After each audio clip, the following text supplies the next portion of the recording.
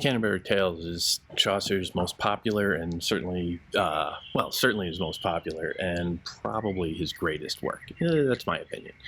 But it's a rich tapestry of society at the time that he lived, and you get a great sense of through it of a world in great transition, because he is able to catalog all of these distinct types of people in a very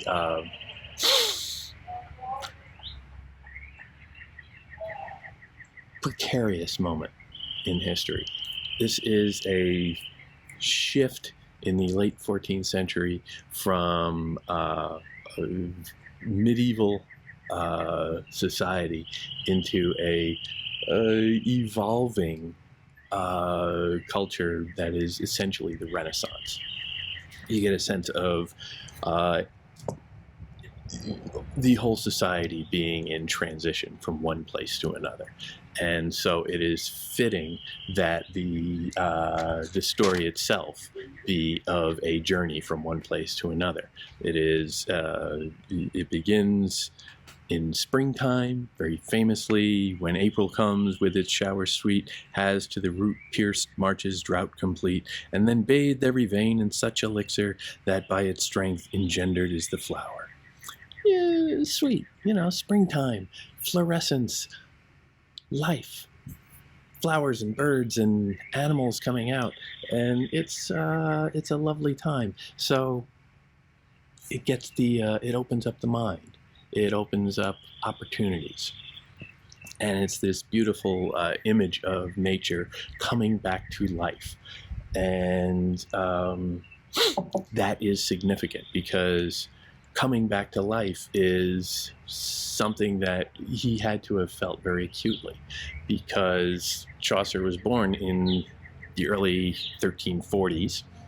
It was 1348 through 1350 that the Black Plague just ravaged Europe, including considerable damage and destruction and death in England. And it resurfaced sporadically for the next several decades. And Chaucer lived through all of that. He saw how sometimes, this comes along, and it's a sense of chaos. It's a sense of the impending threat of nature, and the idea of rebirth, of nature coming out and offering something good and beautiful and inspiring life. That's a powerful backdrop. It's the story, of course, of this group of pilgrims who head from London to the city of Canterbury, several miles away. It was a couple of days' journey, and they fall into together in a somewhat haphazard way, and they stick together and tell stories. They agree to tell stories to pass the time. Very much like Boccaccio's Decameron, in that it is the value of storytelling that is going to be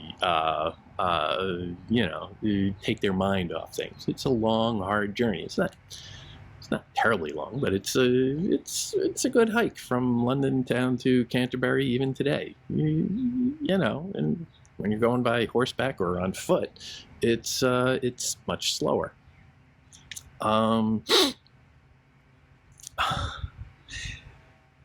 But the way that he uses that as a mechanism for bringing together all of these voices in a very social, friendly way, even when they are sort of bumping up against one another, is really quite charming.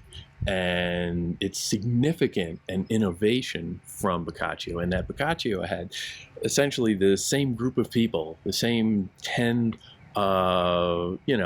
very wealthy upper crust types sitting there telling stories that they had heard. Chaucer gives us stories from a variety of people, a huge spectrum of voices in society who tell stories of their own. And we get this great and very complex structure where you get from each, you get a prologue, a little story when we get introduced to the character a little bit, and then that character tells their story. So first we get a sense of the person, and then we see the story that they tell. And sometimes there's some significance there, because we all know that we tell stories the way we want to be told, and we will shape stories to appeal to ourselves. So they're a reflection of not just who we are objectively, but who we want to be, and who we think our audience is very frequently. And so you get layers in that of richness and interpretive value that Boccaccio just doesn't come near, because he has some of a set group who are always telling the story. So Chaucer's a great innovator there.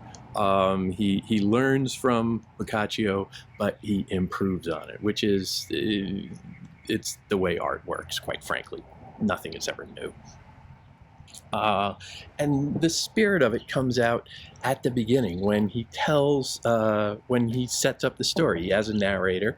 We can call him Chaucer. It's just the easiest way.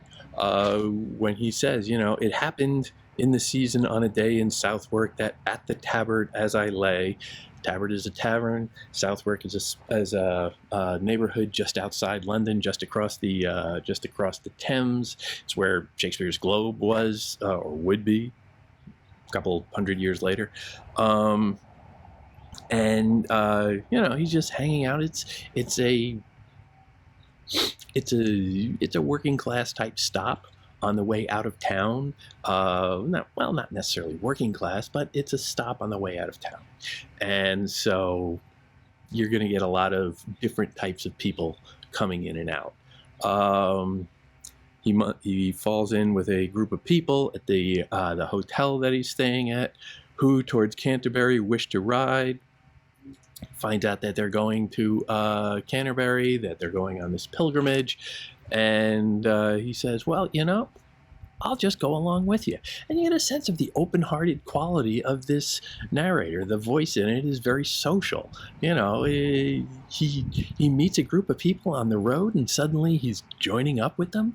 There's something in that open-heartedness and in that welcoming nature that is really quite charming. And shortly when the sun went to rest, I had so spoken with them, every one of them. He sat there and he had a conversation with. There's just a lot of people. There are 29 people that he spoke to, everyone, that I was in their fellowship anon. So I just fell in with them, and suddenly they're friends, and I'm part of them. Strangers coming together. To rise early, I gave them my vow. To make our way, I will tell you as I will tell you now. And that sets up the story. And there then follows a short iteration, or a short cataloging, essentially, of the cast of characters. And it's a remarkable cast of characters in general, but the way he couches it is particularly interesting for what they have to offer. Now, they are all types. They are all, they're not particularly individualized so much as they're supposed to be seen in a medieval sense as almost an allegory. They are sort of paper surfaces into which we're supposed to understand that, okay, this person represents a broader swath of his particular or her particular personality type. It's not just one merchant or one knight or one nun. They're all types of nuns, and they're individualized in very small ways, but there's always the sense of, okay, this is one of many others out there. And that was a tradition, really, of medieval reading. There are never any real individuals in the Middle Ages.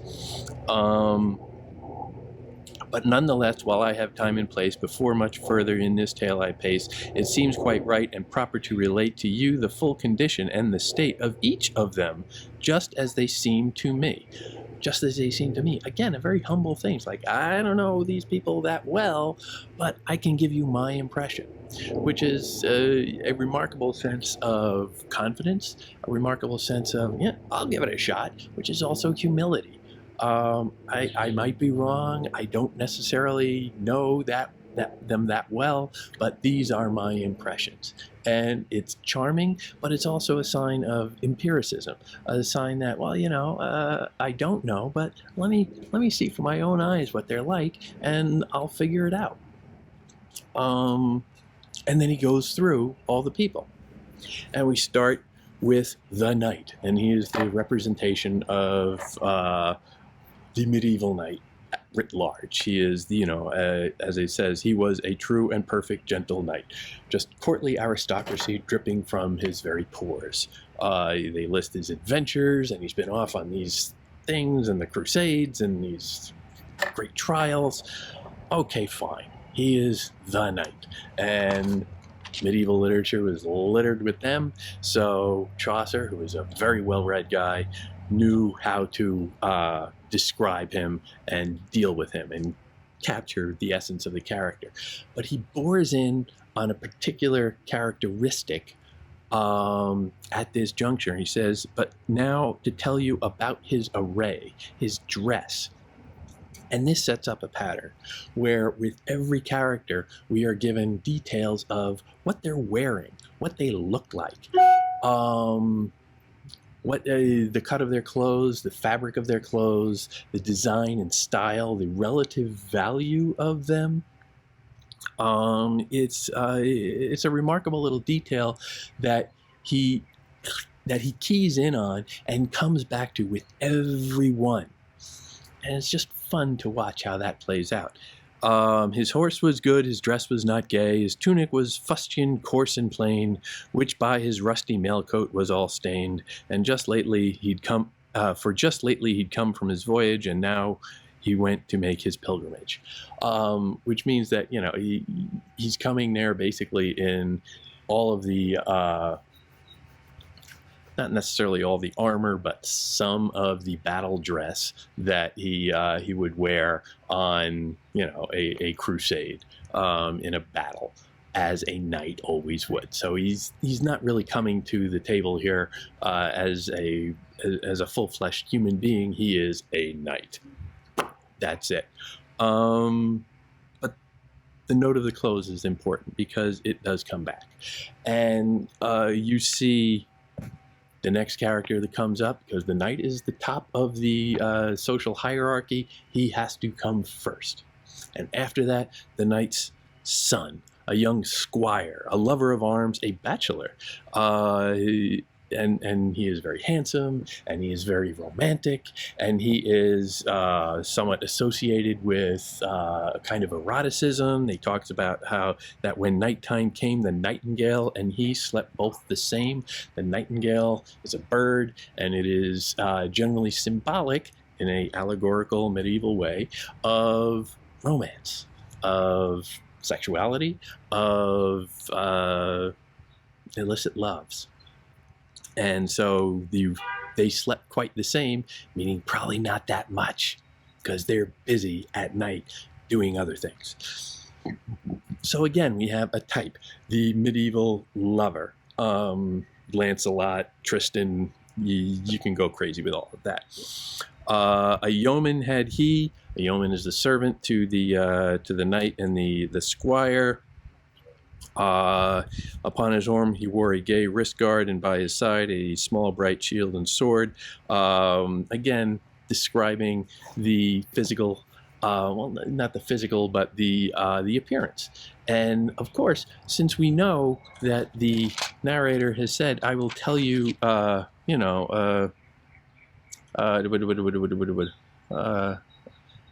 He's going to tell us who they are just as they seem to me.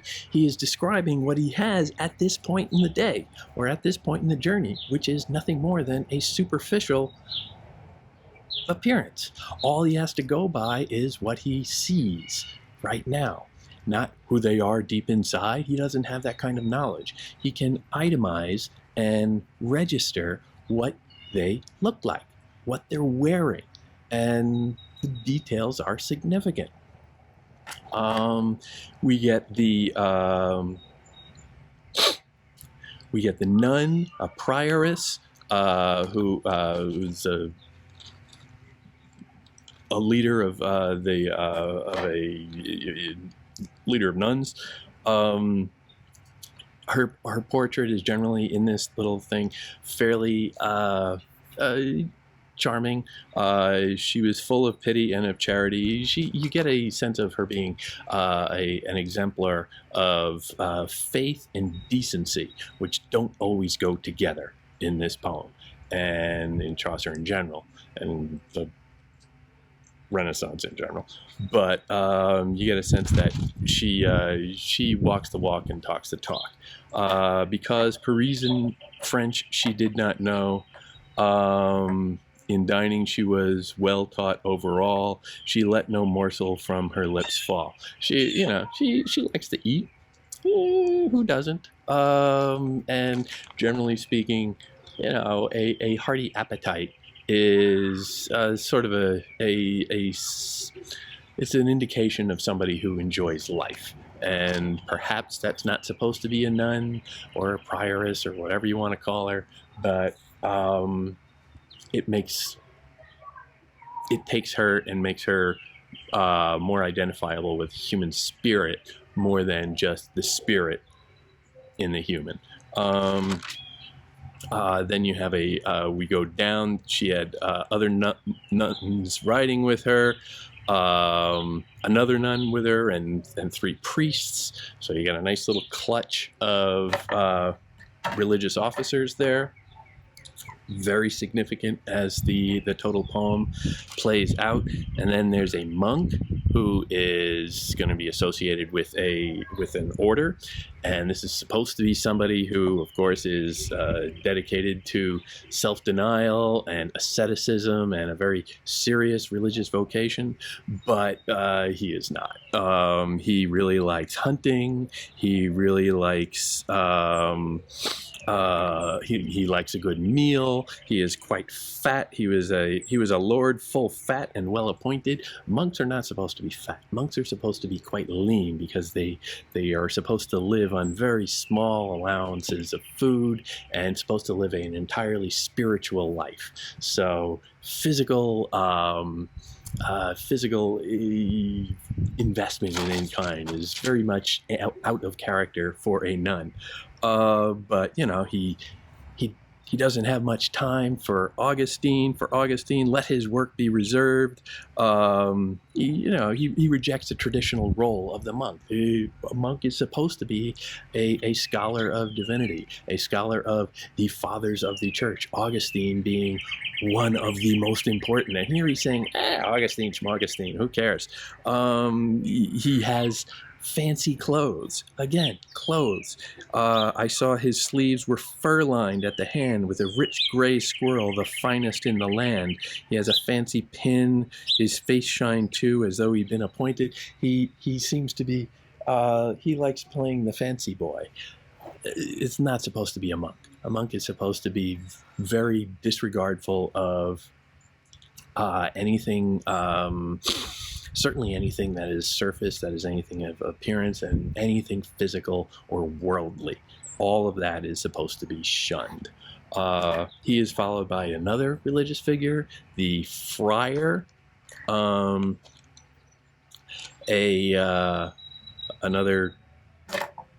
essentially a monk, who is guilty, shall we say, of what will become a flashpoint a few hundred years later.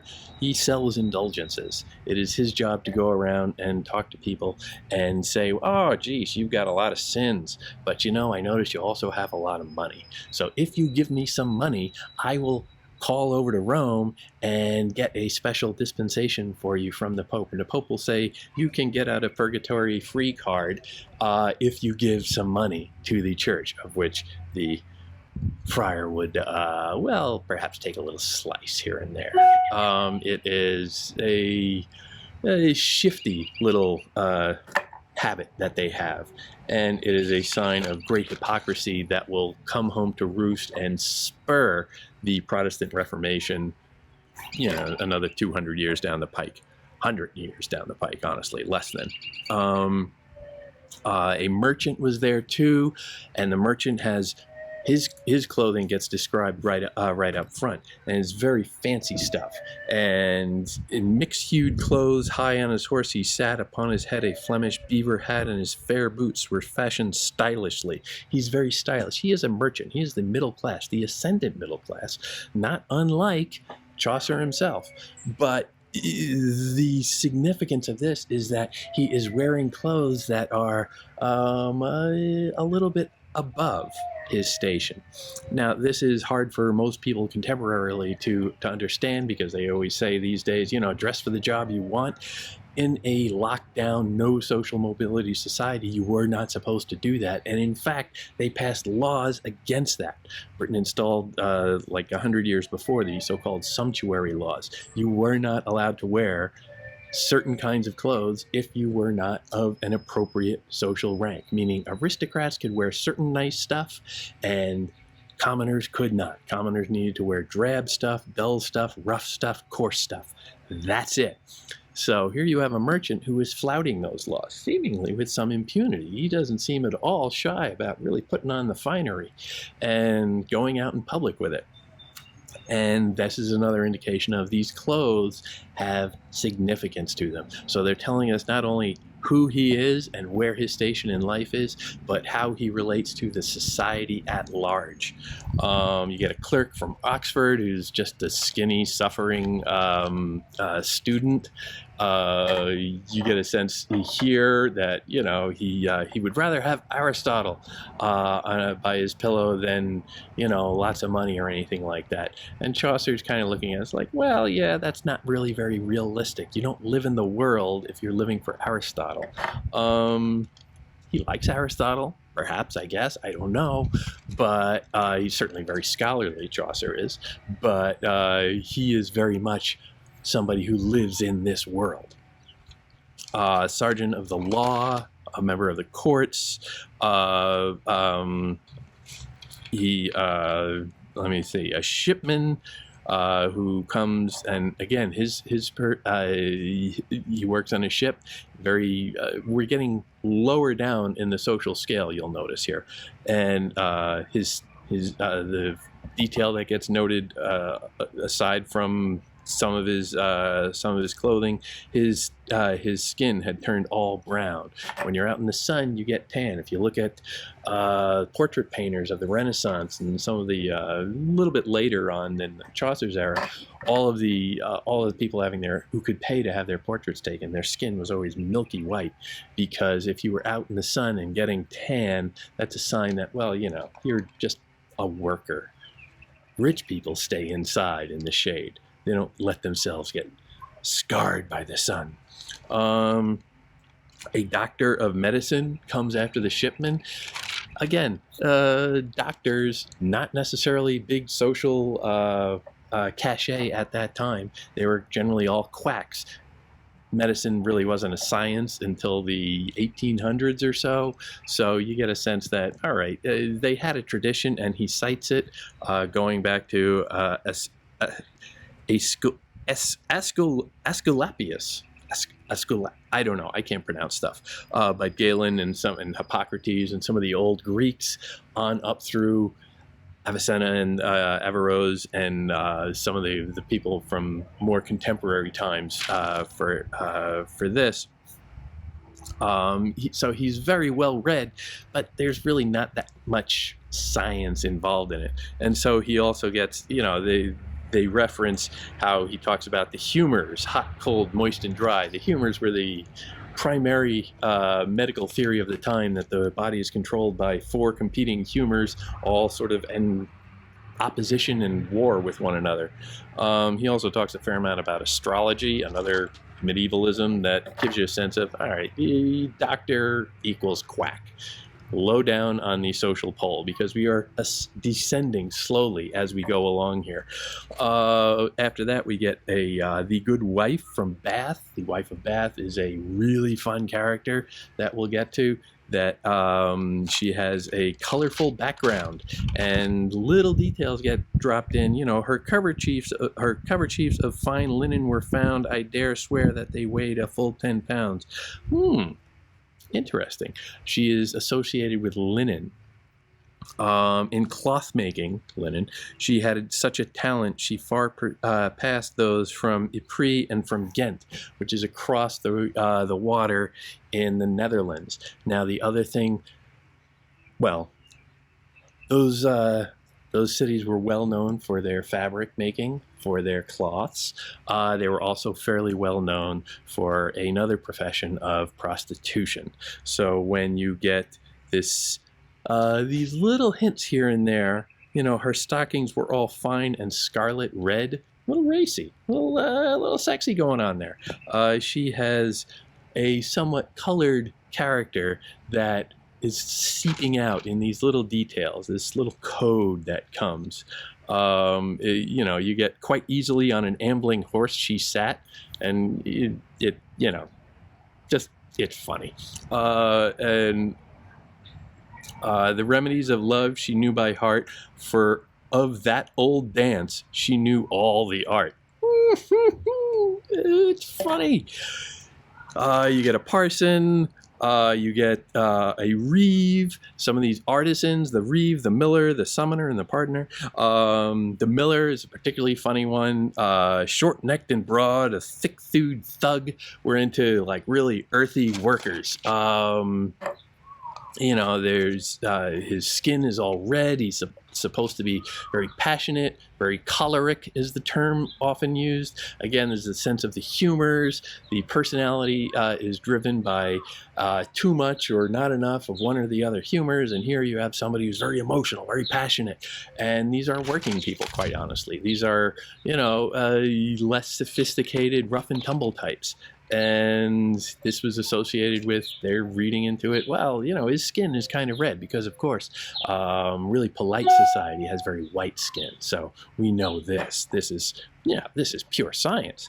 You get a number of other characters all coming about as the group gets underway, and you get this huge mosaic of characters, and one after the other, we're getting a sense of the complexity of them, even within their narrow types. And the idea of it is that they are types, and we're supposed to understand them as representative. So suddenly we can say that, well, this isn't just about a group of 30 people who are going for a little road trip to see a church. This is somebody who this is a group of people who can be seen as representative of the society at large, of more than just 30 people, but perhaps 30 million even. The entire nation, the entire continent of Europe, the entire human race, perhaps. Who knows? The idea is this is humanity itself. It's not the one person and then another person. It's all the people who are intermixing, and one after the other. They each tell their story. They each get introduced. They each tell their story, and they comment on one another's stories. And sometimes the stories have a certain pissy quality to it, where, you know, in Boccaccio, everybody told a story, and sometimes there was some correcting of the record as they went on. And one person would tell a story that the next person would take a little bit of exception to, and want to tell a different story to qualify. You get that here, but it's a little bit sharper edged. It's a little bit more deliberate. The space in between the stories, the connective links between them plays a much deeper and more detailed role than it does in Boccaccio. In Chaucer, it's again those little moments in between, like not one or the other, but something in the middle where things actually have to meet and interact. That's where all the fun is, where you can see one after the other, these characters come up and create their own identity, but then in those middle passages, they have to blend that identity back into the group or use that identity to draw away from the group. And you don't get that, quite honestly, in excerpted form very well. You need to read the totality of the stories to really understand where it's going. And again, the order is an anybody's guess sort of thing, so you don't need to get too carried away with that, but just the sense of the richness of it that brings all of these characters together and tries to dissolve them into a single solution. They won't dissolve. They are indissoluble. But the flavors that come out as they leach out one after the other within that is worth everything. This is fun. This is Chaucer.